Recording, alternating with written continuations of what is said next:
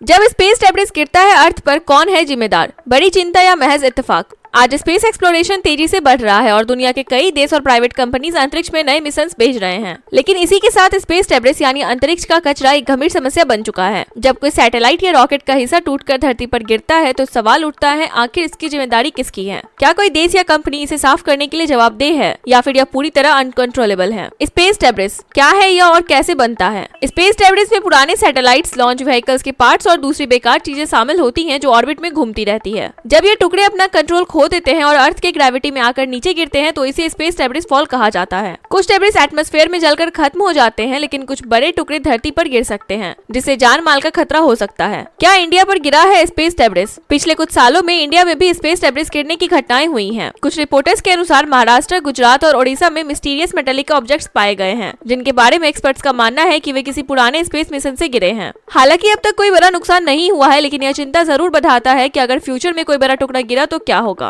Responsibility किसकी है? International laws के अनुसार अगर कोई कंट्री का स्पेस ऑब्जेक्ट धरती पर गिरता है और नुकसान पहुंचाता है तो United nation outer space treaty और लायबिलिटी कन्वेंशन के तहत उसकी लॉन्चिंग कंट्री रिस्पॉन्सिबल होगी। मतलब अगर किसी सैटेलाइट का डेब्रिस इंडिया में गिरता है और वह यूएस, चाइना या रसिया द्वारा लॉन्च किया गया है तो उसकी लायबिलिटी उसी देश की होगी। लेकिन प्रैक्टिकली इसे एनफोर्स करना बहुत मुश्किल है। अब तक कोई बड़ा लीगल केस नहीं हुआ है जहां किसी देश ने दूसरे देश से स्पेस डेब्रिस की वजह से नुकसान की भरपाई मांगी हो। फ्यूचर में क्या होगा? स्पेस एजेंसीज अब इस समस्या को सीरियसली ले रही है। कई देशों ने डेब्रिस रिमूवल मिशन शुरू किए हैं, जैसे कि ESA यूरोपियन स्पेस एजेंसी ने एक खास प्रोजेक्ट शुरू किया है जो स्पेस में घूमते डेब्रिस को हटाने पर काम कर रहा है। इसरो भी अपने फ्यूचर मिशन में सेल्फ डिस्ट्रक्टिंग सैटेलाइट पर काम कर रहा है जो मिशन खत्म होने के बाद खुद को नष्ट कर देंगे। एलॉन मस्क की स्पेसएक्स और जेफ बेजोस की ब्लू ओरिजिन भी safe re entry technology develop कर रही है जिससे डेब्रिस को कंट्रोल तरीके से गिराया जा सके। स्पेस डेब्रिस एक रियल प्रॉब्लम है जो आने वाले समय में और बढ़ सकती है। इंडिया जैसे कंट्रीज को भी इस इशू को सीरियसली लेना होगा और ग्लोबल लेवल पर स्पेस क्लीनअप एफर्ट में एक्टिवली पार्टिसिपेट करना होगा, क्योंकि अगर एक्शन नहीं लिया गया तो फ्यूचर में यह बड़ी स्पेस डिजास्टर का कारण बन सकता है।